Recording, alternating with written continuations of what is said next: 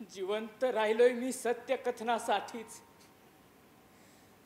सत्य कितीही कटू असलं तरी ते सत्यच. जीवात जरी झाली एक विष तरी कथन कर संजया कटू सत्यच. फक्त सत्य कथनासाठीच अमर आहे ना मी. हाच ना माझ्या आयुष्याचा अंतिम. असा जमीन गळा मी त्या पापी युधिष्ठिराचा पार मुरगाळीत पिळून काढीन तो गळा की ज्यातून ते गरळ बाहेर पडलं. अश्वत्थामा हतो हतः. सोड त्याला. अरे तो कोणी पांडव नव्हे, संजय आहे संजय.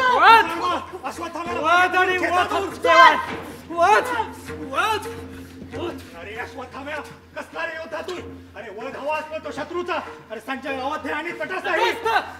निरर्थक आहे हा शब्द. मामा मी योद्धा नाही, पशु आहे. जेव्हा हिंसरा रानटी पशु पशुत्वात उरलाय माझ्यात आता.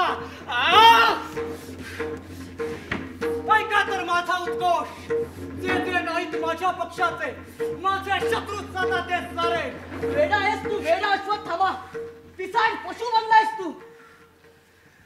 संजय तू निघून जा बघू आपल्या मार्गाने. नका नका सोडू मला. प्रार्थना करतो तुमची. हवे तर पाय धरतो तुमचे. इथून जाऊन सत्याचं ते कटुविष त्या अंध जीवांच्या कानात ओतण्याच्या वेदनेपेक्षा मी सहन करेन माझे तुकडे तुकडे होतानाची वेदना.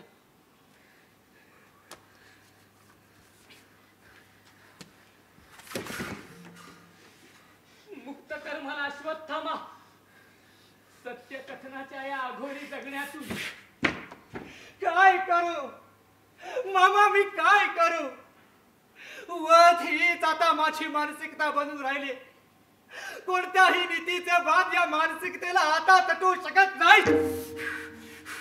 कुणाचा वध करू, कुणाला तोडून फोडून फेकून देऊ.